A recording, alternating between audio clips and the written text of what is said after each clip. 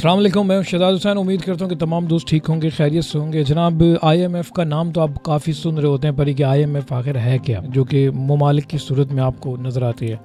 और इनका काम ये होता है कि जिस मुल्क के अंदर अगर कोई आफत आती है या फिर किसी मुल्क के अंदर अगर कोई तरक्की होना चाह रही है या कोई भी इस तरह का मसाइल हैं, तो ये अपने कर्ज़े उन मुल्कों को देती है जो बेचारे गरीब ममालिक होते हैं। तो इसमें हमारा पाकिस्तान भी शामिल है। पर कि आपको मैं ये बताता चलूँ, ऑन द रिकॉर्ड ये बात है कि IMF के साथ जितने भी लोग जुड़े हुए हैं या जितने भी मुल्क इसकी टीम के मेंबर हैं, वो आज तक ना तो कोई तरक्की कर पाए हैं ना कुछ।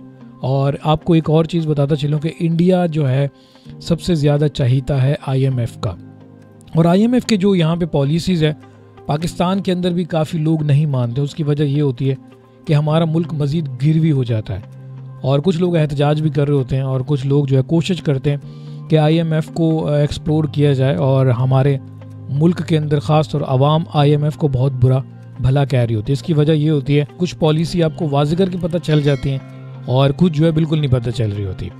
इसी हवाले से जनाब अमीर जमात इस्लामी सिराजुल हक ने भी कहा है कि शराइत कौम के सामने रखी जाएँ IMF की जितनी भी वो रख रहे हैं, ये करप्शन बंद करें और कर्जे की ज़रूरत हमें बिल्कुल भी नहीं है। कराची में इस्लामी जमीयत तलबा पाकिस्तान के सालाना इज्तिमा से इन्होंने खिताब करते हुए लोगों से कहा था कि मुगल शहजादों का वक्त आ चुका है जाने का। और कराची ने बल्दियाती इंतखाबात में इनकलाब और हकीकी तब्दीली की नवीद सुना दी है। अब रोशनी पूरे मुल्क में फैलेगी। इन्होंने कहा है कि वजीर आजम IMF वफद के सामने सजदा रेज है, इससे बढ़कर कौम की और क्या तज़हीक होगी। IMF की शराइत कबूल नहीं है, जमात इस्लामी मुज़ाहमत करेगी और 10 फरवरी को अवाम का समंदर लाहौर से इस्लामाबाद जाएगा। IMF के लिए पैगाम है कि हमें आपके बंद कमरों के फैसले बिल्कुल मंजूर नहीं है, शराइत कौम के सामने रखी जाएं। PDM पीपल्स पार्टी और PTI पर ये मामला एक्सपोज किए जाएंगे। अब इनके कोई भी घिसे पिटे बयानात सुनने को तैयार नहीं। सिराजुल हक साहब ने यह भी कहा कि आइंदा इलेक्शन में आजमाए हुए करप्ट हुक्मरानों का सफाया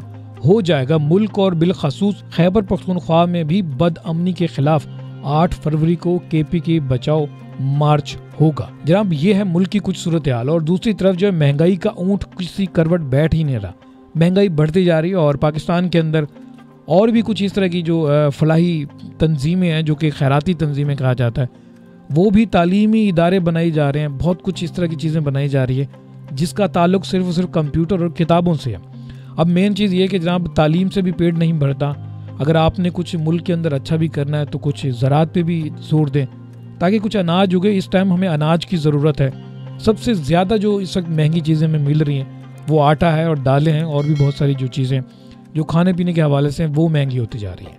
हमारे पास कंप्यूटर, क्योंकि इसकी किल्लत बिल्कुल नहीं हो सकती, इसके लिए तो मशीनें लगी हुई हैं। मोबाइल फ़ोन्स हो या फिर कोई भी डिजिटल चीज़ हो या फिर आप इंटरनेट की बात करते हैं कि यार इसे वसीतर बना दिया जाए, तो जनाब एक सर्वर है, आपका कंप्यूटर अमेरिका से कनेक्ट होता है, उसके बाद आप सर्वर में बैठ के काम करते हैं। ये चीज़ें आपके हाथ में, जब चाहें आप इसे वसीतर बना सकते हैं। पर जब कुछ सालों लगते हैं जिन चीज़ों पर, वो है जनाब अनाज। और इसके बगैर बिल्कुल दुनिया अधूरी है। इस पर भी थोड़ा सा जोर दें। हमें बेवकूफ़ बनाना बंद करें। यूनिवर्सिटीज़ वगैरह या फिर मज़ीद आला किस्म की तालीम का आप झांसा देकर आवाम को फिर से बेकार करने की कोशिश कर रहे हैं, तो ये आपकी भूल है कि आपका पेट जो इन किताबों को खाएगा या फिर इन कंप्यूटरों को चबाएगा। आपके लिए अनाज की इस टाइम पे काफ़ी किल्लत हो रही है, इस पे जोर दिया जाए, वरना फिर शायद ही आप मोहताज हो जाएंगे। आपको पता भी नहीं होगा कि अनाज उगाया कैसे जाता है।